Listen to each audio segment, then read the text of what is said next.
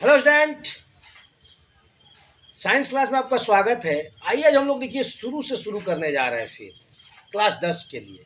बहुत पहले हमने प्रथम चैप्टर को जिसका नाम है प्रकाश का परावर्तन अच्छी तरह से समझाया है और आज हम एक क्रैश कोर्स की तरह यानी कम समय में ज़्यादा रिवीजन हम करवाने का कोशिश करेंगे। ठीक है ना? तो आइए हम लोग देर नहीं करते हैं, क्लास को शुरू करते हैं। वर्ग 10 के लिए है और बहुत ही इम्पोर्टेंट चैप्टर है जिसका नाम क्या है, प्रकाश का परावर्तन। देखिए आइए पहले हम लोग देखते हैं कि प्रकाश है क्या। आप लोग कहीं अंधेरा हो जाता है, अभी आपके पास आंख मौजूद है ना जी, सबके पास आंख है ना, और यहाँ अंधेरा छा जाए तो क्या आप उस वस्तु को देख पाते हैं? नहीं देख पाते हैं ना। रीजन क्या है? इसका मतलब क्लियर है कि आंख में देखने की क्षमता नहीं है। हो ना उसको कोई सहायता करता है ना, तभी आंख किसी वस्तु को देख पाता है। और वह चीज क्या है? प्रकाश। प्रकाश के मदद से ही हम किसी वस्तु को देख पाते हैं। तो सीधे तौर पे बात समझ में आता है कि प्रकाश एक प्रकार का साधन है, माध्यम है, जरिया है किसी वस्तु को देखने का। हम डायरेक्ट किसी वस्तु को नहीं देख पाते हैं। अगर हम चाहें कि डायरेक्ट इस बोर्ड को देख लें तो यह संभव है, हम देख नहीं पाते हैं। क्या होता है ना कि प्रकाश पहले इस बोर्ड पे पड़ता है और वहां से टकरा करके कोई चीज प्रकाश किरण जब हमारी आंखों पर पड़ता है तब इसका उचित प्रतिबिंब दिखता है कि वस्तु कैसा है, किस प्रकार का है, किस रंग का है, किस साइज का है, सब कुछ दिखता है। कब? रिफ्लेक्शन के माध्यम से, परावर्तन के माध्यम से। ठीक है? तो प्रकाश एक प्रकार का साधन है, माध्यम है, जरिया है जिसके थ्रू हम किसी वस्तु को क्या करते हैं, देख पाते हैं। आँख किसी वस्तु को सीधा सीधा नहीं देखता है। ये नहीं कि हम आँख से देख रहे हैं आपको, नहीं, प्रकाश के माध्यम से हम आपको क्या कर रहे हैं, देख रहे हैं। प्रकाश है तो हम आपको देख रहे हैं, प्रकाश नहीं रहेगा तो नहीं देख पाएंगे। अब यह अंधेरा छा जाए, अब यह अंधेरा हो जाए तो एक बात बताइए, फिर हम और आप एक दूसरे को ढूंढने लगेंगे ना, किधर है, आँख है, लेकिन हम देख नहीं पाएंगे। वही थोड़ा सा कोई मोमबत्ती जला दे या टॉर्च ले ले तो फिर उस वस्तु को आसानी से देख पाएंगे। राइट है? तो प्रकाश क्या है, एक माध्यम का काम करता है। ठीक है? प्रकाश एक प्रकार की ऊर्जा भी है। प्रकाश एक प्रकार की क्या है, ऊर्जा भी है। ठीक है? अब देखिए, तो प्रकाश हो गया और प्रकाश का परावर्तन क्या है? सिंपल सी भाषा में समझिए कि प्रकाश का किसी सतह से टकरा कर वापस लौट जाना प्रकाश का परावर्तन कहलाता है। सिंपल सी भाषा में कि अगर कोई प्रकाश है और किसी क्या हो गया, सतह से टकराया और टकरा कर वापस लौट गया, वही तो प्रकाश का परावर्तन है। आ रहा समझ? अब आप देखते हैं इस प्रकाश को हम देखें अगर, तो हमको किस किस से प्रकाश मिलता है बताइए? जलती हुई मोमबत्ती से प्रकाश मिल जाएगा, सूर्य से प्रकाश मिल जाएगा, जलते हुए टॉर्च से, बिजली के बल्ब से जलता हुआ वो प्रकाश मिलेगा ना। तो जिससे हमको प्रकाश मिलता है ना, वो प्रकाशीय स्रोत कहलाता है। क्या कहलाता है? मान लीजिए बिजली के बल्ब से हमको प्रकाश मिल रहा है तो हम कहेंगे ना कि प्रकाश का स्रोत क्या है, बिजली का बल्ब। अगर हमें सूर्य से प्रकाश मिला तो हम कहेंगे ना कि सूर्य क्या है, प्रकाश का एक स्रोत है। जलती हुई मोमबत्ती से हमको प्रकाश मिला है तो हम कहेंगे ना कि जलती हुई मोमबत्ती क्या है, प्रकाश का एक स्रोत है। सही है? अब देखिए, आप लोग देखे हैं लैंप जलाए हैं, लैंप जलाए हैं, लैंप का बत्ती जलता है। बोलिए, लैंप का बत्ती जलता है ना जी, दिया का जलता है ना। तो क्या है, उसमें रासायनिक ऊर्जा है। क्या है? रासायनिक ऊर्जा है। और वो रासायनिक ऊर्जा किसमें बदल जाता है, प्रकाश ऊर्जा में। किसमें बदल जाता है? यानी लंटेन आप जलाते हैं, लैंप जलाते हैं, दिया जलाते हैं, तो उसका रासायनिक ऊर्जा किसमें बदल जाता है, प्रकाश ऊर्जा में। आप बिजली का बल्ब जलाए हैं, टॉर्च जलाए हैं, है? लाइन वाला टॉर्च चार्ज कर देते हैं और जलाते हैं, तो उसमें क्या है, विद्युत ऊर्जा है ना। लाइन वाला बल्ब जो विद्युत ऊर्जा में जलता है ना, तो विद्युत ऊर्जा किस ऊर्जा में बदल जाता है, प्रकाश ऊर्जा। विद्युत ऊर्जा किस ऊर्जा में बदल जाता है? ठीक है? तो प्रकाश क्या है, एक प्रकार का साधन है, जरिया है, किसी किसी वस्तु को देखने में मदद मिलता है। ठीक है? और जिस स्रोत से हमको प्रकाश प्राप्त होता है उसको प्रकाशीय स्रोत कहेंगे ना। इस आधार पर देखिए, प्रकाशीय स्रोत के आधार पर दो प्रकार के पदार्थ हो जाते हैं, एक प्रदीप्त हो जाते हैं और एक अप्रदीप्त हो जाते हैं। अप्रदीप्त क्या है? जिससे प्रकाश प्राप्त होता है उसको प्रदीप्त पिंड कहते हैं, और जिससे प्रकाश प्राप्त नहीं होता है उसको अप्रदीप्त। जैसे सूर्य का प्रकाश, सूर्य है ना प्रदीप्त पिंड, जलता हुआ मोमबत्ती, बिजली का बल्ब, लैंप, ये सब क्या है? प्रदीप्त पिंड है। लेकिन अप्रदीप्त पिंड जिससे प्रकाश प्राप्त किया नहीं जा सकता है। अब मान लो गिट्टी है, बालू है, पत्थर है, तो इससे क्या प्रकाश प्राप्त होगा? चंद्रमा का भी अपना प्रकाश नहीं होता है, वो भी सूर्य के प्रकाश से ही क्या होता है? प्रकाशित होता है। पहले सूर्य का प्रकाश उस चंद्रमा पर पड़ता है, तब रिफ्लेक्स करके मैंने परावर्तित होकर हमारी आंखों पर पड़ता है, तो हमको चंद्रमा दिखाई देता है, अन्यथा चंद्रमा दिखाई नहीं देता। ठीक है, तो हमने क्या बताया? प्रकाश के परावर्तन में एक लाइन में इसका आंसर है कि जब कोई प्रकाश किसी सतह से टकरा करके वापस लौट जाती है उसको क्या कहते हैं? प्रकाश का परावर्तन। कोई दिक्कत? अब आता है प्रकाश का प्रकीर्णन क्या है।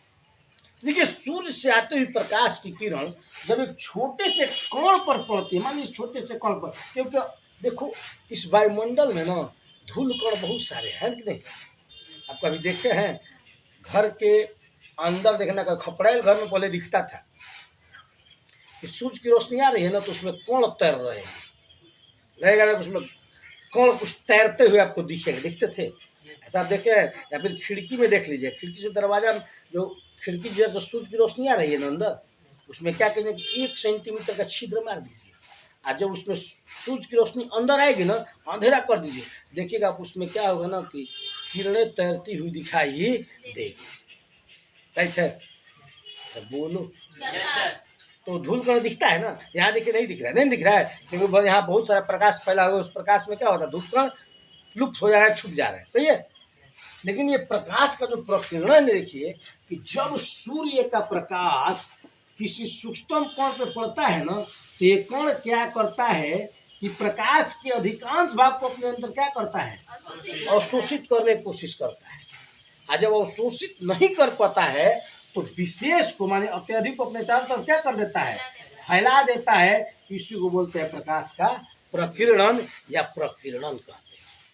ठीक है, किसी भी सूक्ष्म कण पर जब सूर्य की रोशनी पड़ती है ना, तो सूक्ष्म कण प्रकाश के कुछ भाग को अपने अंदर अवशोषित करता है और शीश को अपने चारों तरफ क्या कर देता है?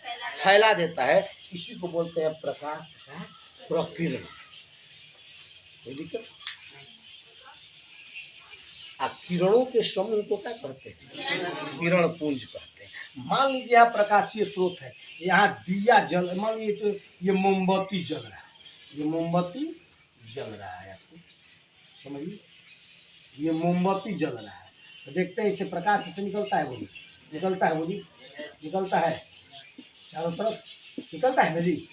जब निकलता है तो जिस स्रोत से प्रकाश की किरणें निकलती है उसको प्रकाश की किरण कहेंगे। इस किरणों के समूह को क्या कहेंगे? किरण पुंज कहेंगे। ये किरण पुंज कितने प्रकार का होता है? 3 प्रकार का, अपसारी, अभिसारी, समानांतर।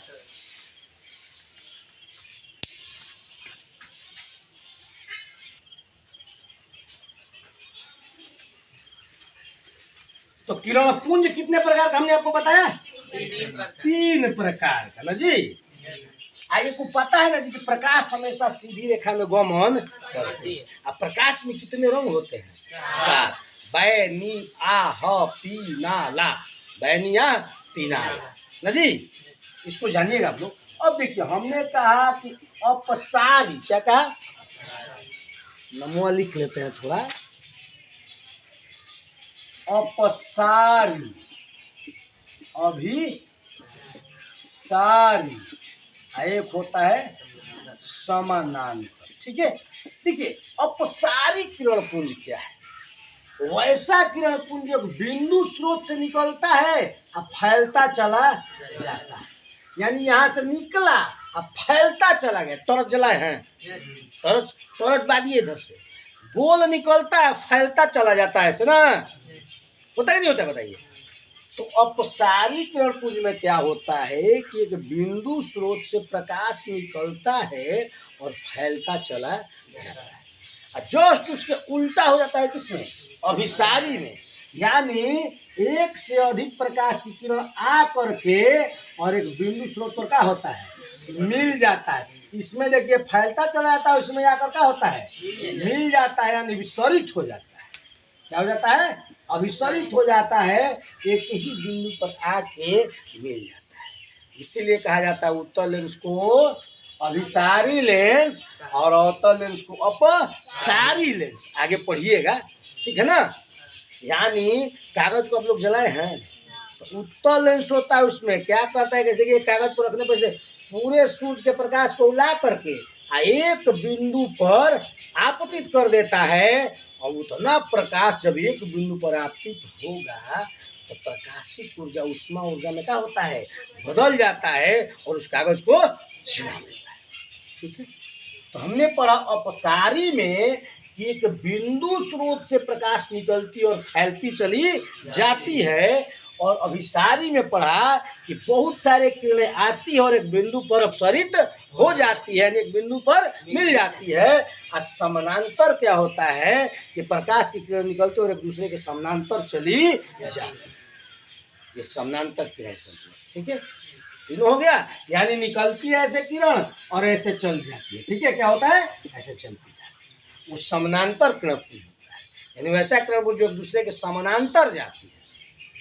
जैसे ट्यूबलाइट देखे हो, ट्यूबलाइट जलता है, एकदम जलता है, देखना जिधर जलता है उधर देखना कितना अंजोर करता है, आप पीछा आता है देखना उसका बैक में उतना अंजोर नहीं होता है।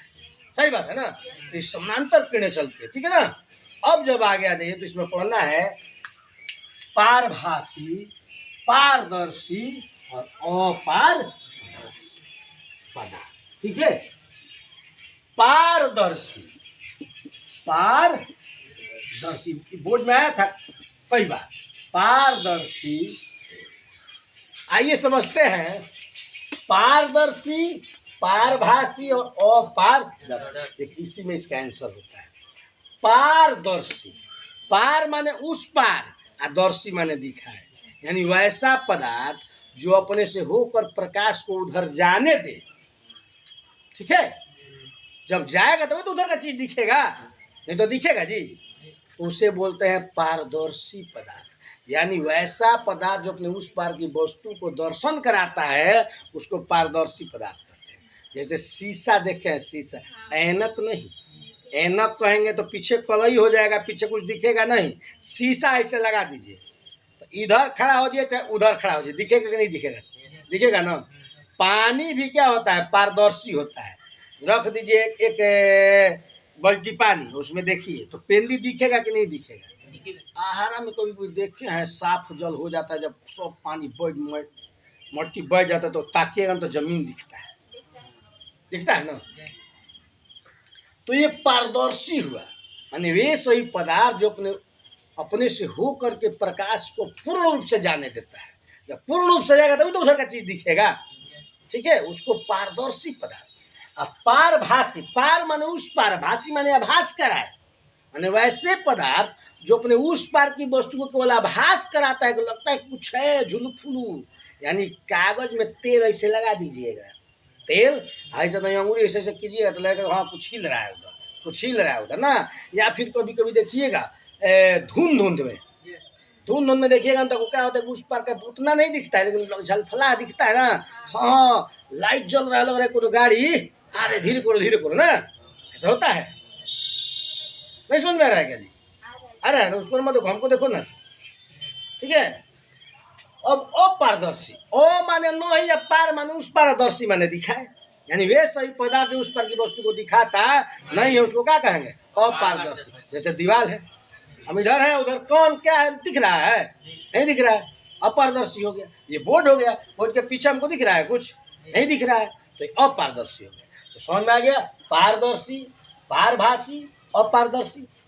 पारदर्शी यानी उस पार की वस्तु को दिखाए, तो प्रकाश का जब पूर्ण रूप से उधर जाएगा तभी हमको कोई चीज दिखेगा। ये पारभासी है जो आंशिक रूप से प्रकाश को उस पार जाने देता है, ठीक है, माने कुछ अंशतः भाग प्रकाश का उस पर जाते तभी तो झलफला दिखता है। अरे बस समझ में ना। अपारदर्शी माने जो प्रकाश का जो है ना, ये पूर्ण रूप से विराम देता है, नहीं तुमको उधर जाना है, नहीं है, न जाएगा ना उधर दिखेगा। ठीक है, तो हम बता दिए प्रकाश के माध्यम से भी और परिभाषा के माध्यम से भी। ठीक है ना, इसमें पूर्ण रूप से प्रकाश का उधर हो जाता है बीच में, ये प्रकाश के अंशतः भाग को उधर जाने देता है, यह पूर्ण रूप से प्रकाश को विराम दे देता है। ठीक है, अब आगे बढ़ते हैं कि प्रकाश के परावर्तन किसे कहते हैं और इसके कितने नियम हैं। बेटा ने देखिएगा ना, जहां नोट करने लायक होगा नोट कर लीजिएगा ना। अब आइए प्रकाश का परावर्तन। ठीक है, ये मान लीजिए दर्पण है, क्या है, दर्पण है। तो दर्पण में एक तरफ कलई होता है ना, अब कलई किस चीज का होता है, जेडेनेसो जिंक सल्फेट का कलई होता है। ठीक है, और मान लीजिए यहाँ सूर्य है, क्या है, सूर्य है। तो सूर्य है तो इसके किरणें निकलेगी ना जी, निकलेगी नहीं निकलेगी बताइए। तो मान लीजिए कोई प्रकाश की किरण आती है और किसी दर्पण पर पड़ती है, अब पड़ने के बाद वापस लौट जाती है। पड़ने के बाद क्या होती है, वापस लौट जाती है। तो इसी को बोलते हैं क्या, प्रकाश का परावर्तन। यानी प्रकाश का आना और किसी सतह से टकराना और टकरा करके वापस लौट जाना क्या कहलाता है, कोई दिक्कत। अब इसमें थोड़ा बहुत छोटे छोटे परिभाषा मिलता है देखने को। अब जैसे मान लीजिए किरण देख रहे हैं आके यहाँ पड़ रही है, तो जब कोई प्रकाश की किरण आके या दर्पण पर पड़ती है ना, तो इस किरण को बोलते हैं आपतित किरण। क्या बोलते हैं, माने आपतित, माने आ करके गिर जाना। पतित क्या है, संस्कृत शब्द जैसा है, पतति पतत पतंती, पतत पतत पतसी पतथ पतथत पथामी पथाव पथाम। पत माने होता है गिरना, पत माने क्या होता है, तो पतति पतत पतंती पतसी पतत पतत पथामी पथाव पथाम ना। तो ये हो गया आपतित किरण। जब कोई प्रकाश किरण आकर दर्पण पर पड़ती है तो उसको क्या बोलते हैं, आपतित किरण। अब दूसरा परिभाषा कि जब कोई प्रकाश की किरण आकर दर्पण पर पड़ती है, पड़ने के बाद जिस दिशा में इसका परावर्तन होता है उस किरण को बोलते हैं परावर्तित किरण। क्या कहते हैं, ठीक है। और आपतित किरण और परावर्तित किरण के बीच जो लंब डाला जाता है ना, जो लंब एकदम 90 डिग्री के एंगल पर, तो इसको बोलते हैं अभिलंब। क्या बोलते हैं, अब देखिए आपतित किरण और परावर्तित किरण के बीच डाले गए लंब को क्या कहते हैं, अभिलंब कहते हैं। तो आपतित किरण अभिलंब के बीच जो ये कोण प्राप्त होता है ना, इसको बोलते हैं आपतन कोण। क्या बोलते हैं, आपतन कोण। अब परावर्तित किरण और अभिलंब के बीच यहाँ कोण बन रहा है कि नहीं बताइए, इसको बोलते हैं परावर्तन कोण। ठीक है, अब इसके दो नियम होते हैं। क्या होते हैं, देखिए कौन कौन, आपतित किरण, परावर्तित किरण और डाला गया अभिलंब, तीनों एक ही तल में यानी एक ही बिंदु में होता है। ठीक है, और दूसरा नियम होता है कि आपतन कोण परावर्तन कोण के क्या होता है, बराबर होता है। क्यों भाई, क्योंकि देखिए ये लंब है ना जी, तो लंब है तो इधर भी 90 डिग्री और इधर भी 90 डिग्री। ठीक है, आज जो ये किरण आती है ना, ये 90 डिग्री को क्या करती है, दो बराबर भागों में बांटने का काम करती है। इसलिए आपतन कोण परावर्तन कोण की क्या होता है, अगर इसको आई मान ले, इसको क्या मान लेते हैं। तो अगर आपतन कोण कहने के लिए आ जाए तो कह दे इसको ए ओ, यहाँ बी कर दे, बी ओ इसको सी कर दे, तो आपतन कोण हो गया ए ओ बी और परावर्तन कोण हो गया सी ओ बी। तो दिक्कत, तो आपतन कोण परावर्तन कोण क्या होता है, बराबर होता है। ठीक है, आज की क्लास में इतना ही रहने देते हैं, मिलते हैं नेक्स्ट क्लास में। धन्यवाद।